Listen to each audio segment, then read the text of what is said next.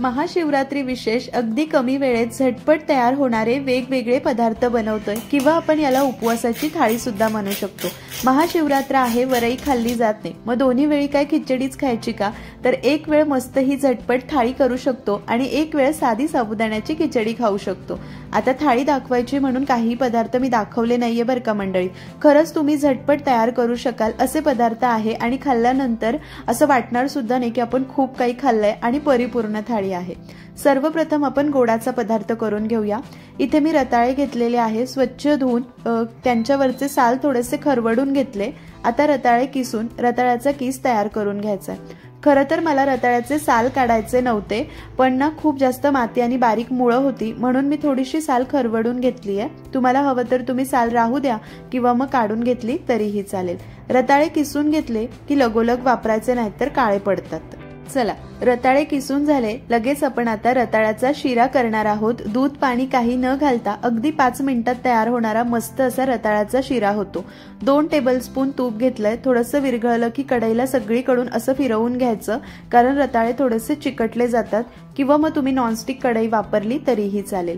यामध्ये 2 चमचे सुक्या मेव्याचे काप घातले, तुम्ही तुमच्या आवडीप्रमाणे कमी जास्त करू शकतात। सुका मेवा घातल्यानंतर मिनिटभर परतून घेतला आणि लगेच हा रताळ्याचा किस घालायचा। रताळे किसण्याआधी सगळी तयारी करून घ्यायची आणि किसल्या किसल्या लगोलग वापरायचे नाही तर मग ते काळे पडले जातात। आता गॅस मध्यम ते मोठा ठेवायचा आणि हा रताळ्याचा किस 2 मिनिटं आपल्याला तुपावर सतत मिक्स करत परतून घ्यायचा आहे। परतत असताना थोडंसं खरवडून मिक्स करा, म्हणजे हे जास्त कढईला चिकटलं जाणार नाही। जसं जसं रताळ्याचा किस आपण तुपावर परतून घेतो ना, खूप सुंदर असा सुगंध यायला लागतो। 2 मिनिटं परतून घेतलं की थोडासा रंग बदलला जातो, रताळे ट्रान्सपरंट होतात। यावर झाकण ठेवायचं आणि मंद आचेवर एक 4 ते 5 मिनिटांची वाफ काढायची। फक्त मध्ये एकदा झाकण काढून तळापासून मिक्स करायचं। 5 मिनिटं झाकण ठेवून रताळ्याचा किस शिजवून घेतला। लगेच रताळे शिजलेले आहे, जास्त वेळ यांना लागत नाही। तर शिरा करण्यासाठी आपण यामध्ये साखर घालतोय, तर रताळे मुळातच गोड असतात म्हणून नाश्त्याच्या चमच्याने फक्त 4 चमचे मी साखर घेतली आहे। तुम्ही तुमच्या आवडीप्रमाणे कमी जास्त करू शकतात। साखरेऐवजी तुम्हाला गुळ वापरायचा असल्यास गुळ सुद्धा तुम्ही बारीक चिरून किंवा किसून घातला तरीही चालेल।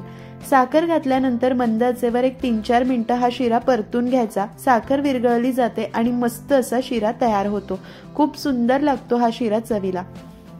3-4 मिनिटं शिरा परतून घेतला, शेवटी पाव चमचा वेलची पूड घालायची, एकजीव करायचं आणि झटपट तयार होणारा सुमधुर असा रताळ्याचा शिरा तयार झाला। फ्रीज शिवाय 3 ते 4 दिवस सुद्धा मस्त टिकतो। तुम्ही सुद्धा या महाशिवरात्रीला जरूर करा। आता आपण मस्त वरतून कुरकुरीत आतून पोकळ तेलात न फुटणारे साबुदाणा वडे करतोय। तुम्हाला खास 2 टिप्स सांगणार आहे, त्यामुळे तुमचे वडे तेलात अजिबात फुटणार नाही। इथे मी साबुदाणा रात्रीच भिजवून घेतलाय, एका बोलमध्ये काढून घेतला। आता साबुदाणा कसा भिजवला होता, तर 1 वाटी साबुदाणा घेतला, त्याला बोलमध्ये काढलं, पाणी घातलं, हलक्या हाताने ढवळून घेतलं, जास्त रगडून चोळायचं नाही। 2 वेळा पाणी बदलून साबुदाणा धुवून घेतला होता। त्यानंतर वरती अर्धा इंच राहील इतकं पाणी घातलं आणि रात्रभर साबुदाणा भिजवून घेतला।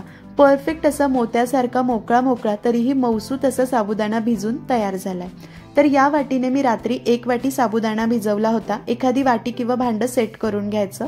या वाटीने 1 वाटी साबुदाणा होता, कोरडा साबुदाणा, तर त्यामध्ये बरोबर 1 वाटी उकळून साल काढून मॅश करून घेतलेला बटाटा घालायचा आहे। बटाटा घातल्यानंतर मॅशर किंवा ग्लासच्या मदतीने हलक्या हाताने मॅश करत करत एकजीव करून घ्यायचंय। पहिली गोष्ट म्हणजे बटाटा व्यवस्थित यामध्ये मिक्स होणार। दुसरी गोष्ट म्हणजे असं आपण मॅश करणार ना, त्यामुळे हा साबुदाणा थोडासा क्रॅक होणार, मग तळताना वाफ भरल्यानंतरही साबुदाणा फुटणार नाही। साबुदाणा जर अख्खा राहिला ना तर तळताना त्यामध्ये वाफ भरली जाते बरोबर, आणि ती वाफ बाहेर येण्यासाठी मग तो वडा फुटला जातो। वडे तळतानाही आपल्याला काही गोष्टींची काळजी घ्यायची असते, पण ही पहिली टिप, बटाट्यासोबत साबुदाणा थोडासा मॅश करून घ्यायचा, जास्त करण्याची गरज नाहीये। बटाटा आणि साबुदाणा छान मिक्स झाला। या वाटीने 1 वाटी कोरडा साबुदाणा होता, तर बरोबर अर्धी वाटी भाजलेल्या शेंगदाण्याचा जाडसर कूट घ्यायचा आहे।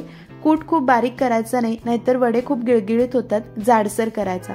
सोबतच मिरचीची भरड घालायची आहे, बारीक चिरलेली कोथिंबीर घालायची आहे, त्याचसोबत पाव चमचा जिरे घालायचे।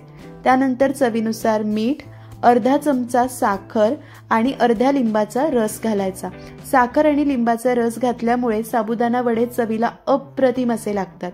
आता तुमच्या इथे उपवासाला कोथिंबीर, जिरे आणि लिंबाचा रस खात नसल्यास तुम्ही पूर्णपणे नाही घातला तरीही चालेल, तसेही वडे छानच लागतात। आता पाणी वगैरे काहीच घालायचं नाही, व्यवस्थित हाताने मॅश करत करत याचा गोळा तयार करून घ्यायचा आहे। मस्त 3 ते 4 मिनिटं मळून घेतलं की एकसारखा गोळा तयार होतो। तर मी हे छान असं मळून घेते। साबुदाणे वडे करताना ना अगदी साधं सोपं प्रमाण आहे। 1 वाटी कोरडा साबुदाणा, 1 वाटी उकडलेला बटाटा आणि अर्धी वाटी शेंगदाण्याचा कूट। मस्त असं पीठ मळून घेतलं, झाकून 10 मिनिटं बाजूला ठेवूया। वड्यांचं मिश्रण 10 मिनिटं मुरतंय तोपर्यंत यासोबत खाण्यासाठी माझ्या आवडीची साधी सोपी चटणी करूया। अर्धी वाटी किसलेलं सुकं खोबरं, त्यामध्ये पाव वाटी भाजलेले शेंगदाणे, थोडासा रंग हिरवट यावा म्हणून अगदी थोडीशी कोथिंबीर, मीठ, साखर आणि लिंबाचा रस घालायचा आहे। कोथिंबीर खात नसल्यास नाही घातली तरीही चालेल।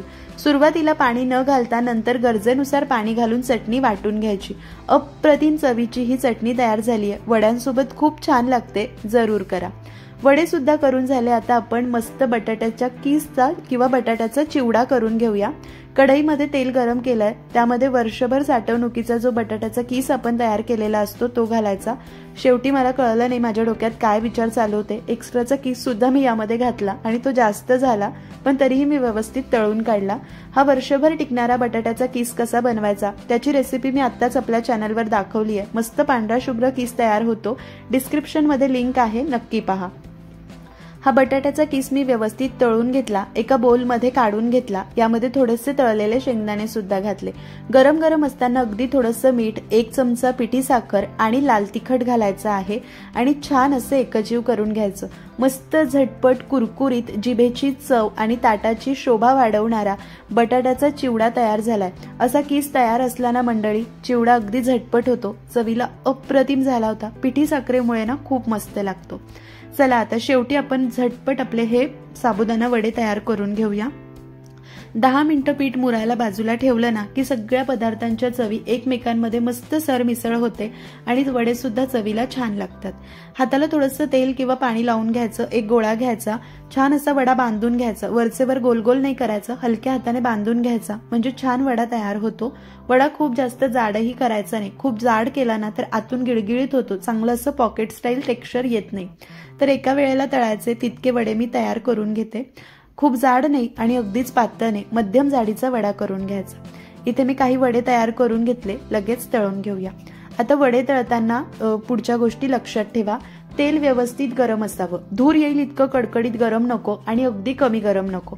एका वेळेला मावतील तितकेच वडे घालायचे, शक्यतो 2 ते 3च घाला, जास्त वडेही घालू नका। कमी आचेवर वडे तळले तर जास्त तेल शोषून घेतात, तेलकट होतात, जास्त वाफ भरली जाते आणि वडा फुटण्याची शक्यता असते। म्हणून चांगल्या गरम तेलामध्ये मध्यम ते मोठ्या आचेवर वडा तळायचा। वडे तळायला घातल्यानंतर लगेच हात लावायचा नाही, भरपूर बबल्स येतात। थोडेसे बबल्स कमी झाले आणि वडा वरती तरंगू लागला की मग याला उलटून घ्यायचा। जास्त वेळा उलटपलटही करायची नाही। खूप कमी आचेवर वडा तळत बसलो तर त्यामध्ये जास्त वाफ भरली जाते आणि साहजिक आहे जास्त वाफ भरल्यानंतर मग ती वाफ बाहेर येण्यासाठी वडा फुटला जाणार। म्हणून वडा नेहमी मध्यम ते मोठ्या आचेवर झटपट तळून काढून घ्यायचा। खूप सुद्धा गॅस मोठा किंवा खूप धूर येईल इतकं गरम तेल ठेवू नका, चांगल्या गरम तेलात मध्यम ते मोठ्या आचेवर तळा। छान रंग आला की लगेच काढून घ्या। आता मस्त असा हा वडा तळला गेलाय। यापेक्षा जास्त मी तळला तर अर्थात यामध्ये जास्त वाफ भरली जाणार आणि वाफ बाहेर येण्यासाठी तो फुटणार। बऱ्याच जणांना वाटतं वडा आतून कच्चा राहील, शिजला की नाही, पण तो परफेक्ट शिजला जातो। खूप जाड करायचा नाही, मध्यम जाडीचा असला की वडा व्यवस्थित शिजला जातो। सगळे वडे मी या पद्धतीने तळून घेते। या पद्धतीने मध्यम ते मोठ्या आचेवर वडे तळले आणि परफेक्ट असं सोनेरी रंग आला की काढून घेतले की एकही वडा फुटत नाही। एकूण एक वडा परफेक्ट झालाय, एक सुद्धा वडा फुटलेला नाही। तुम्हाला मी यांचा आवाज सुद्धा ऐकवते। बराच वेळ असेच्या असे कुरकुरीत राहतात, असं नाहीये की तळले आणि कुरकुरीत आणि 5 मिनिटात मऊ पडले। अर्धा तास सुद्धा असेच्या असे कुरकुरीत राहतात। तळल्यानंतर एखाद्या जाळीवर काढायचे, म्हणजे वाफ निघत राहते आणि मऊ पडत नाही। आवाज तुम्ही ऐकताय, आतून मस्त असे पोकळ होतात। तुम्ही सुद्धा या महाशिवरात्रीला ही झटपट तयार होणारी थाळी नक्कीच करून पहा। तर तुमच्याकडे कसं आहे मंडळी, उपवास आहे म्हणून खातात की खायचं म्हणून उपवास करतात? आमच्या घरी मधला आहे, उपवास आहे खायचं तर आहे, मग काहीतरी छानच खाऊया। मस्त अशी ही थाळी तुम्ही सुद्धा करा। शिरा चवीला अप्रतिम झाला होता, रताळाचा एक मंद मंद सुगंध होता, गोडी सुद्धा परफेक्ट झाली होती। ही चटणी ना खूप मस्त लागते, वडे सुद्धा वरतून कुरकुरीत आतून पोकळ। कशी वाटली मंडळी तुम्हाला ही महाशिवरात्रीची थाळी? रेसिपी थोडी जरी आवडली असेल तर कृपया एक लाईक करा, नातेवाईक मित्रमंडळीमध्ये रेसिपीची लिंक शेअर करा। ही थाळी तुम्ही करणार का मला कमेंट करून जरूर कळवा। चॅनलवर नवीन असाल तर कृपया सबस्क्राईब करून घ्या। परत भेटते अशाच एक छानशा रेसिपी सोबत, तोपर्यंत धन्यवाद।